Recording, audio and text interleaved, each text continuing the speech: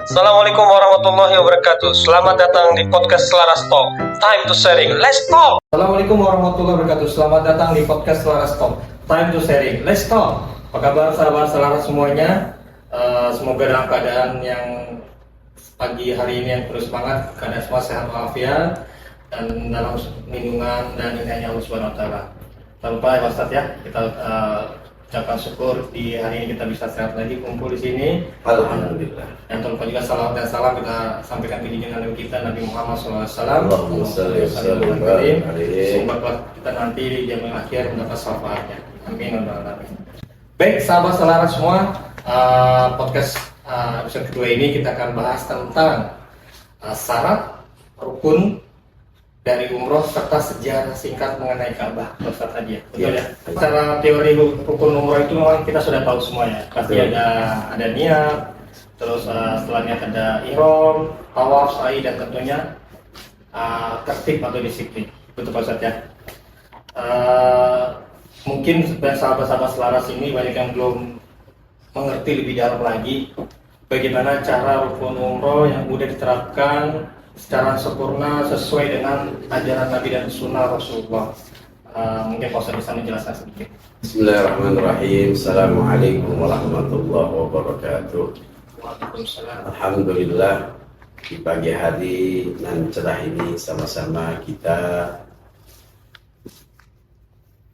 berjumpa kembali di podcast Selaras Talk ini. Mudah-mudahan membawa hikmah bagi kita, khususnya para jamaah umroh, baik itu dari Selaras ataupun jamaah-jamaah yang lainnya, untuk menambah khazanah keilmuan kita demi mencapai kesempurnaan dalam melaksanakan ibadah umroh nantinya. Ibadah umroh tersebut mempunyai syarat, rukun, dan sunnah-sunnah umroh. Nah, syarat-syarat umroh tersebut diantaranya sudah pasti itu muslim ataupun Islam. Apa sih itu Islam?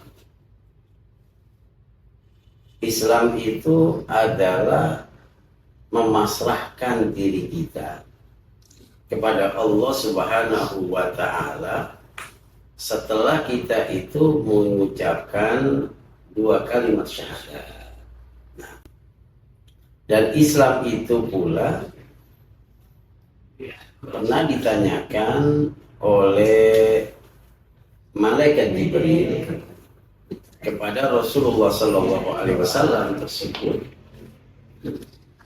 ketika Rasulullah itu sedang berkumpul dengan para sahabatnya. Ini saya kutip dalam satu buku yang bernama Al-Arba'in An-Nawawiyah. Ya, kitab Arba'in An-Nawawiyah itu bainama nahnu julusun inda Rasulillah sallallahu alaihi wasallam ittala'a alaihi rajulun. Nah, kata sahabat nih dalam satu hadis Nabi, ketika kami sedang duduk di sama Rasul, atau nomor hadir, datang tuh ya, datang seorang laki-laki sawadu sa'ari, rambutnya hitam berkilau, bayadu siap, bajunya putih, la yura minhu asaru minasab, tidak tampak dalam dirinya itu dari bepergian yang sangat jauh. Kemudian duduk di hadapan Rasul sallallahu alaihi wasallam. Kemudian ditanya Rasul, "Ya Rasulullah, ma huwal Islam?" Rasulullah ini masih ditanya, "Ma huwal Islam?" Apa itu Islam?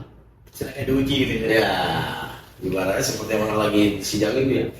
Sidang tesis, harus skripsi. Karena di hadapan Nabi dia ada yang berupa manusia, malaikat Jibril itu. Mahwal Islam, al-Islam antas hada Allah ilaha illallah wa anna Muhammadar Rasulullah. Nah, ketika itu malaikat Jibril bertanya kepada Rasul, mahwal Islam. Kemudian Rasul menjawab, Islam itu adalah bersyahadat kepada Allah dan kepada Rasulnya. Setelah sudah dijawab semuanya sampai wahajil baiti man istata'a ilaihi sabila, dan berhaji ke tanah suci bagi yang mampu. Sudah ditanya, kemudian malaikat Jibril mengatakan, sodakta, engkau benar ya Rasul. Udah nanya, nggak benerin lagi. Dibenerin ya. Nah kalau kita nanya, kita benerin gimana kira-kira? Agak jengkel dikit ya. Agak jengkel nih. Udah tahu kan nanya. Gitu. Udah tahu kan nanya. Nah seperti itu. Nah akhirnya, nah itulah Islam. Apa itu Islam? Yang pertama Islam. Syaratnya itu pertama Islam. Artinya dia bersyahadat. Syahadatullah wa syahadatul Rasul. Ya. Nah, kemudian syarat yang kedua itu dalam melaksanakan ibadah umroh, yang kedua itu adalah berakal. Nah, kenapa dalam satu buku yang saya baca itu yang namanya Bidayatul Mustahid wa Nihayatul Muqtasid karya Ibnu Rushd, itu diterangkan di situ rufi al-qalam an salasa. Ya. Allah mengangkat penanya, malaikat mengangkat penanya pada 3 hal. Yang pertama itu apa? Yang pertama an-naim hatta istayqadha. Orang tidur sampai bangun. Artinya ketika dia tidur kan seumpama dia orang meninggal, nggak tahu apa-apa. Dia nggak pernah bisa, misalkan dia sholat subuhnya jam 7 pagi karena dia tidur, boleh saja dia sholat subuh jam 7 pagi karena nggak ada yang bangunin. Anda tentulah, ya. Yang kedua, asawi atau iktalama, bayi sampai dia ngimpi. Baru ada Air balik ya. air balik gitu dia. Atau datang bulan kalau yang perempuan. Ya kalau yang perempuan itu namanya datang bulan. Ya. Yang ketiga, al-majnun hatta yufiko, orang gila sampai sadar. Makanya itu oleh karenanya ya, syarat yang kedua dalam melaksanakan ibadah umroh itu adalah orang yang berakal, berjiwa sehat begitu. Supaya apa? Supaya pelaksanaan umroh itu bisa berjalan dengan sesuai dengan apa yang disyaratkan dalam pelaksanaan ibadah umroh. Yang ketiga, balik, dewasa, ambis ya, harus dia balik, cukup umur. Kalau masih kecil, misalkan bayi, diajak untuk melaksanakan ibadah umroh boleh-boleh saja. Hanya untuk apa? Pengenalan. Katanya pada nggak Ustaz? Kalau misalnya di sebelum balik ini, saya anak umur 5 tahun atau 6 tahun, tapi dia udah tahu pernah ikut manasik umroh, manasik haji, dia ikut umroh sama orang tuanya. Katanya pahalanya itu untuk orang tuanya. Kalau dia ikut umroh, benar atau tidak? Benar, itu seperti itu. Ya, karena anak yang belum balik itu, ya sebenarnya belum dihitung daripada dia pahala dan dosanya. Ya. Nah, ketika dia melaksanakan ibadah umroh, paling tidak itu anak bisa membekas. Ya, Jadi tahu Tuhannya. ya tahu Tuhannya, nilai-nilai tauhidnya jadi lebih apa lagi? Lebih mendalam lagi seperti itu. Yang keempat, merdeka.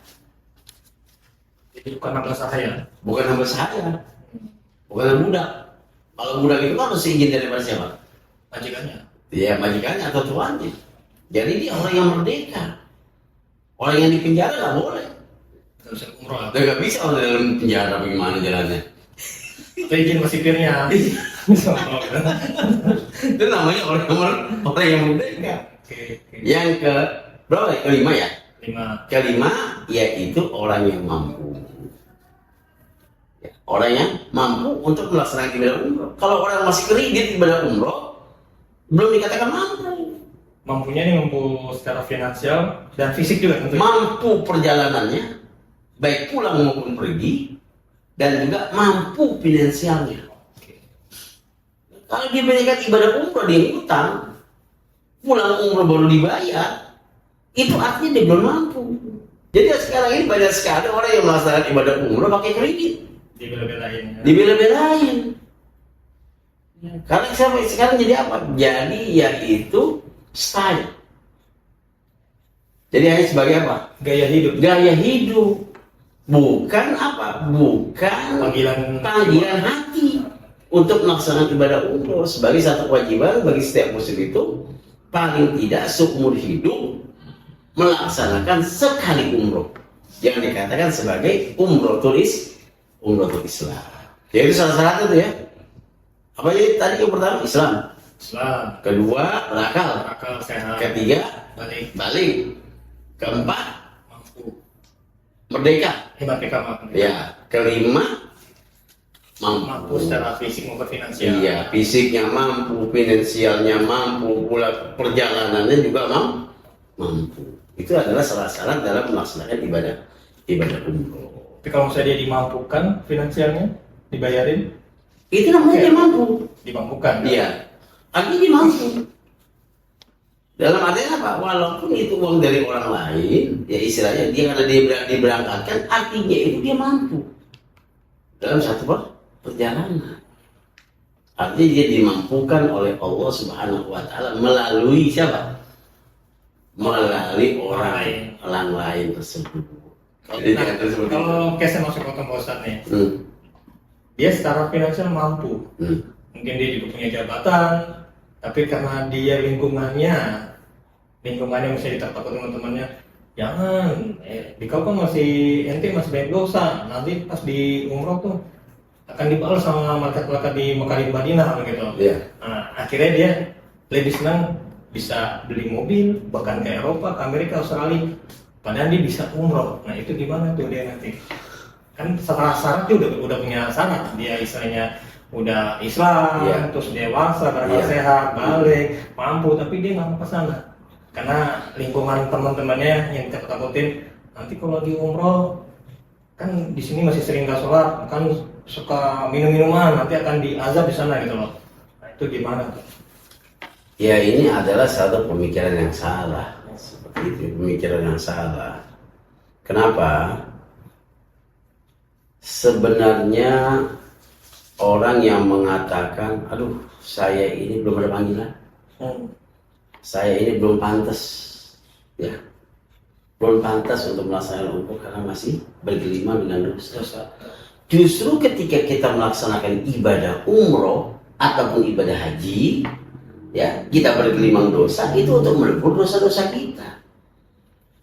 Dan status kita dalam melaksanakan ibadah umroh tersebut dan ibadah haji itu adalah untuk menjadi satu tameng bagi kita. Tameng bagi kita untuk tidak berbuat hal-hal yang dilarang oleh Allah Subhanahu wa Ta'ala. Jadi sahabat-sahabatnya tetap disinggung sama Ustadz Haji tentang syarat-syaratnya. Kalau rukunnya mungkin Pak Ustadz, karena ini takutnya kita ini pergi umroh atau pergi haji nggak tahu rukunnya, nanti pasti kan jadi kena her lah kalau ulangan gitu kan. Misalnya yang nggak sesuai dengan sunnah Rasul, ya kan, nggak sesuai dengan tuntunan ilmunya, akhirnya umrohnya bisa jadi malah kena dam kalau rukunnya tidak tahu, tidak diterapkan. Mungkin kan rukunnya banyak, salah satunya kan ya ada niat tentunya pasti kan, mikot gitu kan, dan berihram pastinya. Silakan Pak Ustadz, bisa dibahas. Untuk masalah rukun ada bedanya ya, ada rukun, ada wajib, ada juga sunnah. Betul. Ya kan? Kalau rukun, apabila kita tinggalkan salah satu rukun dalam pelaksanaan ibadah apapun, maka ibadahnya tersebut batal. Ya, bukan bayar dam, batal. Kayak sholat membaca Al-Fatihah. Nah, seperti sholat dia nggak baca Fatihah, ataupun ketika dia sholat nih, dia sholat kemudian ada makanan di dalam mulutnya, ya, ada makanan di dalam mulutnya, itu ya, apa itu terjengkel atau apa yang nyangkut di gigi ya. Nah kemudian dikorek-korek pakai lidahnya, katakan batal sholatnya, batal sholatnya, harus kumur-kumur lagi dia, ulang lagi dari pertama sholatnya. Tuh, kenapa? Karena yang dikatakan sholat itu apa-apa yang membatalkan puasa, membatalkan sholat. Jadi seperti itu ya. Sesuatu yang membatalkan puasa, dia membatalkan sholat. Nah begitu pula pelaksanaan ibadah umroh. Nah kita harus tahu rukun-rukunnya. Jangan sampai rukun tersebut tertinggal oleh kita yang mengakibatkan umroh kita itu tidak sah. Tetapi kalau wajib, ya, wajib nih, wajib umroh. Misalkan apa? Menutup aurat, ya. Nah, aurat kita terbuka, maka konsekuensinya itu kita membayar apa? Membayar dam. Yang banyak sekali itu ya, yang wanita-wanita tuh ya, melaksanakan ibadah umroh ketika di kamar, walaupun itu perempuan dengan perempuan, nggak boleh buka jilbab. Ini banyak terjadi itu di kamar-kamar ketika dia dari misalkan umur kedua dari yang namanya Jarona, Jarona ya. Betul. Nah dari Jarona itu Ya. banyak sekali peserta umroh, para mutamirin itu ketika sampai ke kamar karena dia lupa, akhirnya dia sholat pakai baju koko. Ganti baju. Ganti baju ya. Sering terjadi kan? Nah itu kena dam. Karena itu dalam masuk larangan Larangan ihram. Betul. Betul, masuk larangan ihram kan. Kedua yang perempuan ini banyak ketika sampai di kamar dia buka jilbab. Dia menganggap dengan wanita-wanita yang lainnya itu tidak apa katanya perempuan dengan perempuan. Akhirnya itu tidak boleh. Bukan mahramnya. Iya, bukan suami bukan mahramnya. Orang lain dia ajnabi. Istilahnya orang asing bagi kita. Nggak boleh kita perlihatkan seperti itu. Akhirnya apa? Menjaga. Akhirnya terbuka dan akhirnya membayar dam. Nah, untuk melaksanakan ibadah umroh ini tentu ada rukun-rukunnya. Nah, rukun yang pertama itu niat dari mikot. Ya. Niat dari mikot. Ya. Ataupun niat ihram dari mikot. Apa itu mikot Ustaz? Takutnya ada sahabat salah satu tahu nih. Kalau mikot itu terbagi menjadi dua. Ya. Ada mikot makani, ada mikot zamani. Nah, kalau mikot makani adalah tempat-tempat ya yang ditentukan oleh Rasulullah Shallallahu Alaihi Wasallam. Misalkan waqatan Nabi Shallallahu Alaihi Wasallam li ahli Madinah Dzul Hulaifah. Bir Ali seorang Ya, ataupun Abyar Ali ya. Ya. Indonesia biasanya nyebutnya Bir Ali. Bir Ali. Atau Masjid Sulaiman. Ya. Itu Nabi mengatakan Nabi memberikan batas. Ya. Kalau warga Madinah ya. Ya, Madinah ya. batas untuk penduduk Madinah itu adalah Dzul Hulaifah. Wali ahli Najd itu di mana? Di Ya. Qarnul Manazil. Manazil. Kan berarti itu Taif ya. Ya, Taif itu ya. Kalau dari arah Iran dan Irak ya, dari Ya, Asia ya. dari misalkan kita dari di negara-negara Teluk, dari Abu Dhabi, dari Dubai, dari Oman, ya itu di mikotnya itu di Qarnul Manazil. Manazil itu. Di Qarnul Manazil. Ada juga yang dari Rabi', ya dari Rabi', dan juga di ahli Yaman itu adalah orang-orang Yaman.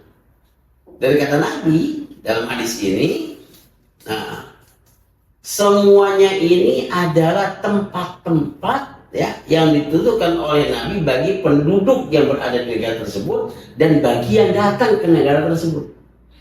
Artinya kalau kita itu misalkan kita naiknya pesawatnya Etihad ataupun Abu Dhabi Qatar Airways. Qatar Airways. Nah kita itu ingin umroh dulu, maka kita ngambil mikotnya di mana? Di Qarnul Manazil. Pas di atas. Pas di dalam pesawat tapi melewati Qarnul Manazil. Ya, atas Taif ya. Iya seperti itu. Dan juga kalau kita sebagai bangsa Indonesia ini mikot kita itu adalah di Yalamlam. Wali ahli Yaman, Yalamlam. Karena negara kita itu ya Asia jauh ya. Ya, di Asia. Far East. Ya Asia Far East, Asia Tenggara itu semuanya itu mengambil mikot dari Yalamlam. Itu namanya mikot apa? Mikot makani. Adalah mikot yang tidak ditentukan oleh waktu. Mikot makani. Kapan saja kita umroh bisa. Tapi kalau mikot zamani, mikot yang ditentukan oleh waktu dan hanya dilakukan bagi orang yang melaksanakan ibadah haji. Nah, mikot zamani ya, Waktu tertentu. waktu-waktu tertentu. Kenapa? Karena mikot tersebut tidak ada batasnya. Wali ahli Makkah bil Makkah. Dan bagi penduduk Mekah mikotnya di Mekah, yaitu ketika pelaksanaan apa? Pelaksanaan ibadah haji. Kalau pelaksanaan ibadah haji kan kita mikot hajinya di mana? Bukan di alam. Dari tempat tinggal kita di Mekah. Ya, hotel transit dan lain sebagainya itu di situ gitu. Nah, itu namanya mikot ada dua ya, mikot makani dan mikot zamani, bukan jam-jam. Zaman tuh waktu. Zaman ya, zaman itu zamani waktu dan tempat seperti itu. Dan itu udah diatur udah sesuai dengan sunnah Rasulullah dari zaman Rasulullah udah diatur kan gitu. Zaman Rasul sudah diatur karena memang itu berdasarkan daripada hadis Rasulullah Shallallahu Alaihi Wasallam. Jadi sahabat-sahabat selaras ini tidak bisa senaknya aja misalnya, saya mau ikutnya di sini misalnya umroh, udah ada aturannya gitu kan. Misalnya kita memang kalau misalnya sahabat selaras misalnya umrohnya programnya masuk Madinah dulu, berarti secara otomatis ikutnya di Binari atau Zulfalifah. Tapi kalau saya umrohnya masuk Mekah dulu langsung umroh, karena kita pakai pesawat berarti di pesawat nyenak ulang. Berarti seperti itu lah saja. Nah, niat ihram dari mikot ini ya, salah satunya itu ada satu niat yang ditalafutkan, artinya diucapkan, enggak di dalam hati. Beda dengan sholat ya. Kalau sholat itu kan niatnya dalam hati. Nah, niatnya di dalam hati kalau kita melaksanakan sholat. Tapi kalau umroh itu kita talafutkan. Nah, kalau kita sudah niat, namanya kita niat ihram, berarti di situ ada larangan-larangan ihram. Sudah berlaku seperti itu. Ya, kalau niat sholat, niatnya di mana niatnya? Bisa di hati, ada yang pakai takbiratul ihram kan? Ya niat. Dan juga dia melafazkan. Iya. Kalau dilafazkan itu sebenarnya bukan niat. Jadi ketika kita lafaz usolli fardhu zuhri arba'a raka'atin mustaqbilal qiblati, ada nilai Allah itu namanya qasri ta'yin. Kalau dalam fikih ya. Jadi namanya qasri ta'yin. Artinya itu sesuatu yang ditetapkan. Ya, yang ditetapkan untuk melaksanakan sesuatu yang dikerjakan. Makanya kita ucapkan. Nah, tetapi hakikatnya niat itu adanya di dalam hati. Ketika kita takbiratul ihram itu muqtarinan bi fi'lihi. Artinya bergandengan, berbarengan dengan pekerjaannya itu. Maka ketika takbir Allahu Akbar itu diniatkan di dalam hati kita. Ya, itu dalam kitab Fathul Qarib itu ada seperti itu diterangkan. Walaupun juga begitu kan? Nah, umroh itu tetap, kalau umroh itu enggak di dalam hati, harus dilafazkan, harus ditalafutkan dan dibimbing sama dan dibimbing oleh mutawifnya. Karena udah di Rasulullah pun juga Rasul yang bimbing kan? Nah, iya. Di atas kudanya. Gitu. Betul itu. Makanya nggak boleh diem-diem. Betul. Makanya sebenarnya kalau lagi kita misalnya kalau lagi umroh nih masuk Madinah dulu, biasanya kita ambil mikotnya di bus ya Pak ya, bukan di biralinya, bukan di sulurnya. Iya. Bus di dalam kendaraan sudah diinformasikan sudah tidak berpakaian berjahit bapak-bapaknya gitu iya. kan. Lalu nanti peserta pembimbingnya atau mutannya bimbing melafazkannya. Jadi sama-sama kita berniatnya. Betul, di atas kendaraan seperti sunnah Rasulullah. Betul, betul. Bimbing para sahabat di atas kudanya. Iya. Atas untanya gitu. Baik, tadi kan udah istilahnya niat. Nah, itu umroh wajib harus niat karena kalau kalau nggak niat berarti kan bukan umroh. Kecuali bisa ada nih teman-teman yang mau langsung ke Mekah dari Jeddah, emang dia mau bekerja bukan umroh ya dia nggak akan ada. Iya. Dia landing Jeddah langsung jalan darat ke Mekah dia nggak akan ada. Iya, Dia bekerja. Betul ya. Kalau kita niat umroh harus niatnya di Yanablah pesawat gitu. Iya. Programnya Mekah dulu. Habis setelah niat apa nih Ustaz rukun ini? Setelah kita niat ihram, tentunya kan kita membagaikan ihram tuh ya. Tapi sebelum kita itu melaksanakan umroh itu ada yang dikatakan sunnah-sunnah ihram.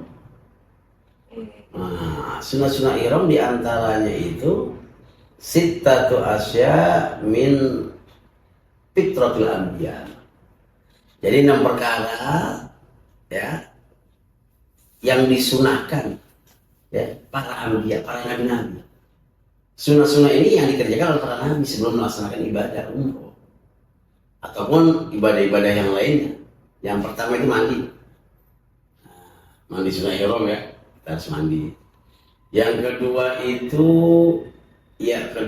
itu apa namanya? Fasusari, artinya mencukur. Merapikan bulu-bulu. Ya, mencukur daripada kumis kita. Nah, itu sunahnya. Ikut terapi. Dan rapiin. Ini taklimul azofir, artinya menggunting kuku kita. Kita gunting.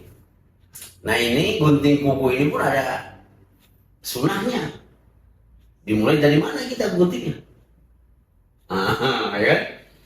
Nah, guntingnya itu kita dari telunjuk nih. Telunjuk, tengah, dari ke tangan kanan ya. Telunjuk, tengah, jari manis, kelingking. Nanti kelingking ketemu kelingking. Terus sampai kemana? Telunjuk lagi. Sebelah kiri. Baru jempol kanan, jempol kiri. Itu kalau kita mau mendapatkan sunnah Rasul.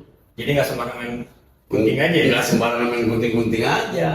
Jadi sebenarnya tuh kita gunting kukunya udah ke pahala juga ya, sunnah. Dapat pahala pas sunnah Yang Rasul. kanan dulu dari telunjuk sampai kelingking, kelingking kiri sampai tunjuk, baru jempol kanan, jempol kiri. Nah, iya begitu.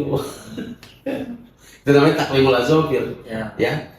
Yang ketiga itu ada yang namanya natbul ibit, mencabut bulu ketiak. Bukan mencukur ya, cabut. Sunahnya mencabut. Tapi kalau cabut kita sakit bermain. Lebih sering mencukur. Lebih sering dicukur itu sunah-sunahnya. Nah, yang keempat, apa kelima ya? Kelima ya. Yang kelima itu halqul ana. Halqul ana itu adalah mencukur bulu kemaluan. Nah, sunahnya. Kalau tiap-tiap hari itu kita sunahnya hari Kamis sore. Nah, kalau yang laki-laki itu dicukur, yang perempuan dicabut. Sunahnya. Itu terdapat dalam kitab Zubat, Matan Zubat Ibnu Ruslan, itu diterangkan bahwasanya kita itu disunahkan juga untuk mencukur daripada bulu kemaluan. Yang keenam yaitu berwudu. Pasti seperti itu ya. Wangi-wangian juga termasuk katanya. Pakai wangi-wangian. Pakai wangi-wangian itu juga sunnah. Tapi pakai wangi-wangian itu jangan di kain ihram, di badan kita. Itu sunnahnya. Ya bukan di kain ihram kita ya. Kita di Jangan ihram ya sebutnya wangi, jangan. Jangan. Jadi di badan kita itu kita sunnahkan. Nah, itu daripada sunnah-sunnah ihram. Itu ya. Nah, setelah kita niat ihram dari miqat, yang kedua itu adalah tawaf. Nah, tawaf ini ada sunah-sunahnya juga sebenarnya, ya. Sunah-sunah tawaf, syarat-syarat tawaf, gitu ya. Di antaranya syarat-syarat syarat-syarat tawaf itu ya tentu yang pasti itu suci daripada hadas besar dan hadas kecil. Harus punya wudu. Harus punya wudu. Karena ada tawaf itu seperti sholat. Betul. Karena yang dikatakan tawaf itu at-tawaf as-shalah. Illa ahallallahu fihil kalam. Tawaf itu adalah sholat yang diperbolehkan berbicara di dalamnya. Kalau sholat nggak boleh ngomong, kalau tawaf boleh ngomong. Kenapa boleh ngomong ya? Kita mentalafutkan doa-doanya kan Tuhan Nabi bicara. Betul. Jadi kalau sama orang, ataupun kita berbicara, aduh ini sudah berapa putaran? Boleh, nggak jadi masalah. Itu namanya tawaf. Ya, kalau sholatnya nggak boleh ya. Kalau sholat nggak boleh. Tuh. Nah, tawaf ini ya dimulai dari rukun Hajar al-Aswad. Ya. Dan kita harus mengetahui dulu, ini yang namanya Ka'bah. Namanya Ka'bah ini dulunya dia persegi panjang. Karena Ka'bah itu ada beberapa kali perenovasian. Yang pertama Ka'bah itu kan menurut sejarah daripada tarikh Tabari, itu Ka'bah itu dibangun oleh para malaikat pada zaman Nabiullah Adam alaihissalam. Kemudian pada zaman Nabi Nuh, itu Ka'bah tergusur dengan apa? Banjir bandang. Air bah ya, yang menggugurkan seluruh bangunan-bangunan Ka'bah. Nah, Setelah dia gugur, maka tinggal pondasinya saja. Maka pada zaman itu, zaman Nabiullah Ibrahim alaihi salam, ini Ka'bah dibangun oleh Nabiullah Ibrahim alaihi salam itu ketika Nabi Ibrahim alaihi salam itu datang ke kota Mekah ataupun Hijaz ketika itu namanya, ya. Pada waktu kelima kali dia datang ke Ka'bah, ke Hijaz itu. Tapi sebelumnya itu belum dibangun. Ketika dia diperintahkan oleh Allah Subhanahu wa taala untuk hijrah dari Palestina menuju kota Hijaz, yang dalam ayat Al-Quran itu diterangkan, Rabbana inni askantu min dzurriyyati biwadin ghairi zi zar'in inda baitikal muharram Rabbana liqimis shalah faj'al afidatan minan nasi tahwi ilaihim warzuqhum minats samarati la'allahum yashkurun. Jadi Rabbana, wahai Tuhanku, ini askantu, aku akan menempatkan min dzurriyyati sebagian anak cucuku. Nah, ini perintah daripada Allah Subhanahu wa taala kepada Nabiullah Ibrahim ketika Nabi Ibrahim alaihissalam tersebut telah nikah dengan siapa? Dengan Hajar. Hajar ya? Nah, Siti Hajar. Nah, Siti Hajar ini adalah budaknya Fir'aun. Dia berasal dari Palestina. Nah, dia berasal dari Palestina, kemudian menjadi budaknya Fir'aun yang dihadiahkan kepada Sarah. Ya, istri pertama. Nah, istri pertamanya Sarah. Sarah ini adalah sebenarnya sepupunya Nabi Ibrahim. Nah, ya. Itu anak Raja Nahor kedua dari negeri Babilonia. Nah, di situ, nah ketika sudah nikah dengan Sarah kan nggak dapat anak tuh ya. Nah, dapat anak, dia hijrah ke negeri Mesir karena Sarah diambil oleh tentara-tentara Mesir ketika itu. Tentara Fir'aun dimasukkan ke dalam rumahnya Fir'aun. Ya, Fir'aun ingin berbuat yang tidak terhormat dengan Siti Sarah, tapi Allah menolongnya.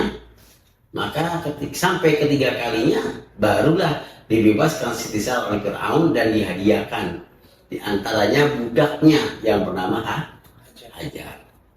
Nah, baru setelah itu disuruh nikah oleh Siti Sarah kepada Ibrahim. Nikah dapat anak namanya Ismail.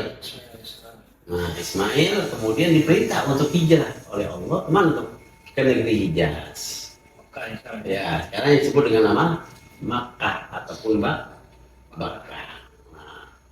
Nah, sampai di sana Nabi Ibrahim berdoa tuh tepat di depan Multazam berdoanya. Maksudnya tempat di Multazam itu kan, Multazam adalah satu tempat di mana segala permohonan kita itu tidak pernah ditolak sama Allah.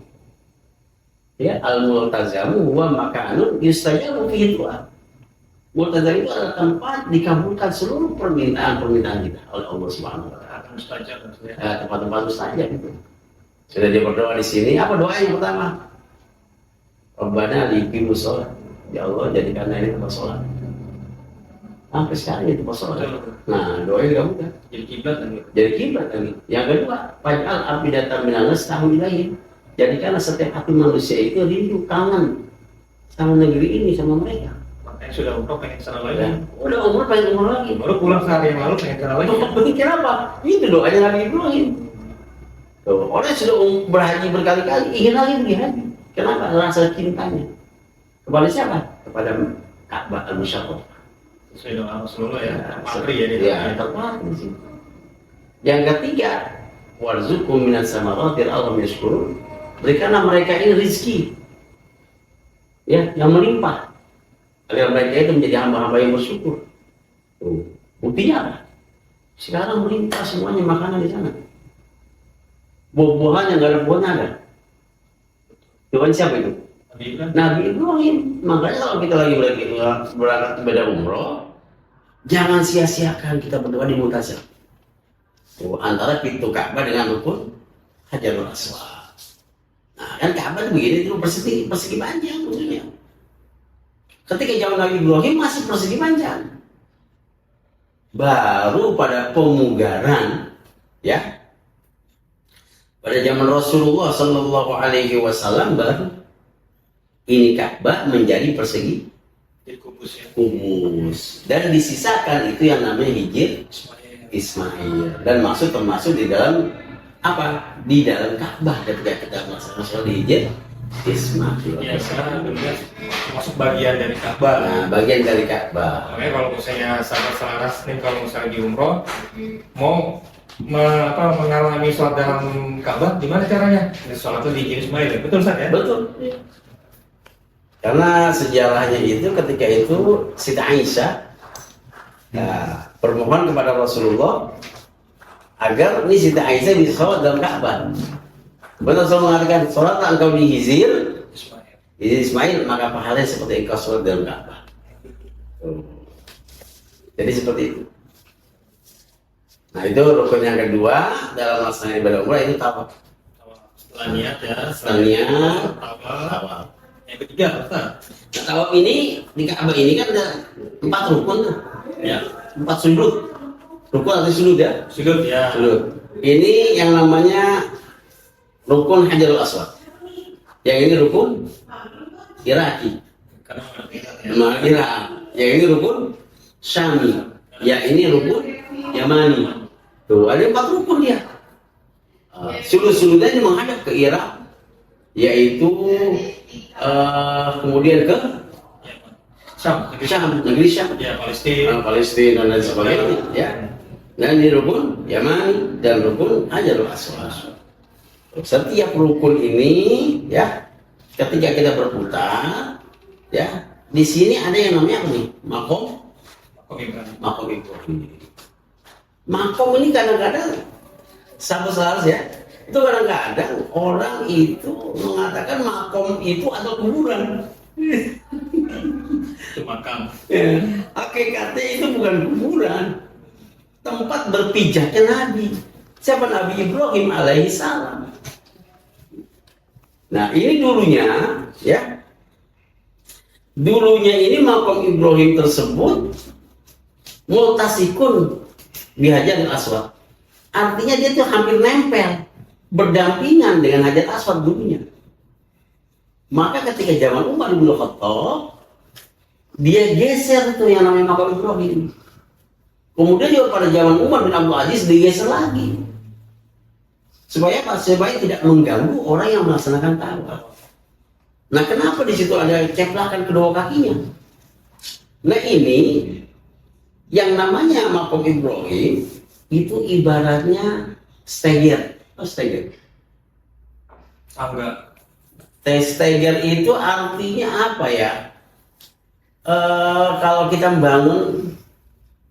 membangun sesuatu itu ada untuk naik ke atasnya. Ya. Nah, steger ya, atau scaffolding. Nah, seperti itu. Ataupun tangga lah ya. Nah, ini batu. Ketika dipijak oleh Nabi Ibrahim alaihissalam, dia disuruh naik, dia naik. Dia disuruh turun, dia turun.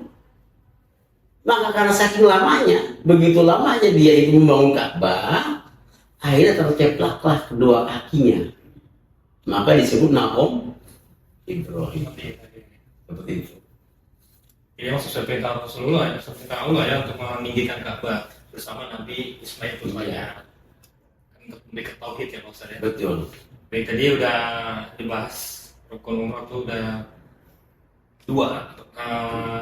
Niat, udah minikot, tawaf, tentunya ketiga sa'i. Ya. Jadi tawaf itu kan kita dimulai dari rukun Hajarul Aswad dan diakhiri juga di rukun Hajarul Aswad. Maka ketika 3 putaran pertama itu disunahkan lari-lari kecil.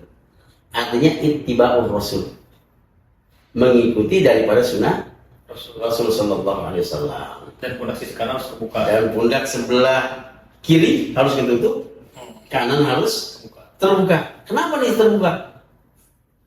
Pasti ada sejarahnya. Kenapa sampai dibuka sebelah kanan? Nah, itu sejarahnya ketika itu Nabi ya diledek, diejek sama non muslim, terutama orang Yahudi ketika itu ya. Wah, orang Islam ini kok istilahnya kecil-kecil, lemah. Maka Nabi itu memerintahkan para sahabatnya, buka lengan kananmu dan lari kecil. Seolah-olah waktu memperlihatkan bahwasanya orang muslim itu tangguh, gagah. Nah itu, makanya kita itu yang laki-laki itu harus begitu, lari kecil, walaupun nggak lari kenceng ya. Asal aja, istilahnya hanya bergerak badannya seperti orang lari. Seperti orang lari, itulah yang disunahkan. Kita tawafnya itu dapat pahala, ngikutin sunnah nabinya pun dapat pahala. Seperti itu ya. Sudah selesai kita itu sampai rukun, ya rukun Hajar Aswad lagi selesai 7 kali putaran, baru kita itu melaksanakan yang namanya sa'i. Sa'i itu dimulai dari mana ya? Bukit Sofa ya, dari Sofa sampai ke Marwah. Ini sejarahnya panjang sekali sebenarnya. Yaitu sejarah anak manusia ya, yang ditinggalkan, seorang anak yang ditinggalkan oleh bapaknya. Nah ketika itu kan Siti Hajar hanya membawa perbekalan 2 galon daripada air, karena begitu teriknya di sana habis, air susunya pun sudah mulai mengering. Maka ketika itulah Siti Hajar berlarian kecil. Artinya dari Marwah, dari Sofa. Sofa itu kan artinya apa Sofa? Sofa itu ada suci, bersuci. Sa'i apa itu artinya? Usaha. Nah setiap kita melaksanakan satu usaha, yang paling utama itu bagaimana kita membersihkan hati kita terlebih dahulu. Niat yang balik dulu. Nah ini Siti Hajar berlari dari Sofa, di tengah-tengah itu ada Fata Morgana. Artinya apa? Ketika kita usaha dengan hati yang bersih dan suci tersebut, ketika melihat sesuatu yang menjulurkan daripada diri kita, jangan tergoda. Disitulah kita itu disunahkan bagaimana untuk berlari-lari kecil. Berlari-lari kecil dari bukit, dari tiang-tiang kalau sekarang itu kan ada yang namanya lampu hijau ya. Lampu hijau itu kita baca apa itu?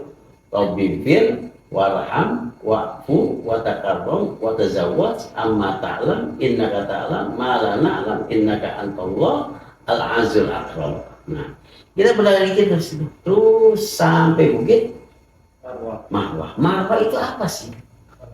Kemenangan, berbunga-bunga. Kalau kita usaha itu dimulai dengan hati yang bersih, niat yang bersih, maka hasilnya pun akan berbunga. Makanya filosofinya dari Safa dulu ya. Dari Safa dulu. Bukan Marwah dulu. Kan kemenangan dulu baru bersuci. Suci dulu baru naik kemenangan. Nah, baru kemenangan. Itu namanya usaha. Sa'i itu usaha. Usaha ataupun hari-hari. Nah, maka dari itu rukun umroh yang ketiga itu yaitu melaksanakan apa? Melaksanakan sa'i dari bukit Sofa ke bukit Marwah dalam rangka menapaktilasi apa? Sejarah perjuangan Siti Hajar dan putranya yang bernama Ismail. Perlu diketahui kalau sa'i itu tidak perlu berwudu. Beda dengan tawaf ya. Beda dengan tawaf. Kalau tawaf itu harus berwudu. Kalau dia batal ya harus kembali. Nah, dia batal harus kembali. Kalau sa'i enggak. Karena pelaksanaannya itu di luar masjid. Maka itu tidak disyaratkan untuk bersuci. Untuk bersuci. Jadi diperbolehkan kita batal wudunya pun kita terus melaksanakan yang namanya sa'i. Tapi kalau mau punya wudu pun juga bagus juga. Alangkah baiknya dalam keadaan suci juga. Itu ya alangkah baiknya. Walaupun tidak disyaratkan ya bersuci dari hadas kecil. Ya. Jadi kalau tawaf 7 kali putaran. Kalau sa'i berapa kali putar? 7 juga. 7 kali perjalanan. Jangan 7 kali perputaran. Itu satu rit ya. Kalau misalkan 7 kali putaran, itu jadi 14 kali. Berarti hukum alamnya itu kalau mulai dari Safa berakhir di Marwah. Di Marwah. Bukan berakhir di Safa lagi. Kalau di Safa lagi berarti kan 14 itu. Itu kayak kita narik metro mini tuh. Iya, berapa itu dia. Nah, makanya itu perjalanan. Jangan dibilang putaran ya. Ya. Jadi dari Bukit Sofa ke Marwah satu, dari Marwah ke Sofa dua. Nah itu nanti berakhir di Marwah sebanyak 7 perjalanan. Itu yang 7 gitu. Nah yang 7 yaitu di Marwah, berarti kita mendapat apa? Kemenangan, keberhasilan. Tapi kalau misalnya kita ini istirahat dulu boleh ya? Boleh istirahat. Larangan ihram tetap dijaga. Ya betul, larangan ihram tetap dijaga. Sudah sampai di sana baru kita bertahallul. Nah tahallul ini yang keempat ya. yang keempat ya. Rukun yang keempat tahallul. Kata Nabi apa? Rahimahullahu al-muhallakin, rahimahullahu al-muhallakin, rahimahullahu al-muhallakin. 3 kali didoain. Nah iya. Al-muqassirin ya Rasulullah, rahimahullah al-muqassirin. Sekali doang. Allah merahmati orang yang dibotak. Gundul, dipelontos. Tapi laki-laki dong ya Pak. Laki-laki jangan. Ibu-ibunya nih. Selagi tahallul ini jaga aurat ya. Nah itu dia. Jangan misalnya main buka aja. Jaga aurat rambut kan. Dan itu kalau masuk pas tangannya begini kan? Iya. Entah itu suaminya sendiri kan atau ya harus suaminya. Iya atau ibunya sama perempuan. Atau ibunya sama-sama perempuan masuk ke dalam apa tuh? Bergoknya ya. Iya. Nah gitu. Jangan langsung begini. Ini cukur. Lalu kena auratnya kena. Nah seperti itu. Jadi mau dijaga yang jamaah perempuan sering lupa. Nah, sering lupa. Ya karena sudah saking girangnya. Sudah selesai ya. Lulus nih sudah nih kelar umrohnya gitu kan. Tapi akhirnya auratnya kebuka. Akhirnya auratnya betul. Nah itulah hal-hal yang demikian ini ya, rukun-rukunnya ini dan syarat-syaratnya serta sunnah-sunnahnya itu harus kita jaga agar menambah satu kesempurnaan kita dalam melaksanakan ibadah umroh tersebut. Jadi rukun yang keempat tahallul ya. Tahallul, yang kelima itu tertib.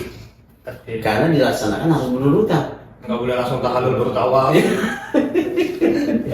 Ya makanya harus tertib ya. Makanya perlu ilmu lah di situ. Ya itulah perlunya sebelum Manasiknya. berangkat. Betul.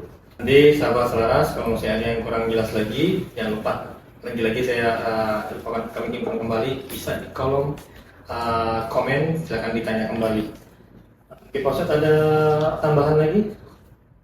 Kesimpulannya mungkin untuk podcast kita yang kedua ini di minggu yang kedua ini Selaras Talk. Biar kita ada girohnya nih, sahabat-sahabat selarasnya, jadi istilahnya udah ada gambaran Ka'bah, gambaran rukun, syarat dan wajib umrohnya, biar makin semangat lagi ke Baitullah. Ya, untuk menyemangati kita, ya, menyemangati kita untuk berkunjung ke Baitullahil Haram, niatkan dalam diri kita, ya, untuk bisa berkunjung ke sana. Dan juga itu adalah tujuan utama kita dalam hidup ini, ya, agar bisa berangkat ke Baitullahil Haram. Karena kita sudah terangkan kan masalah rukun-rukunnya, syarat-syaratnya, yang mudah-mudahan itu semua itu sebagai motivasinya, ya, motivasi untuk bisa dapat ke Baitullahil Haram.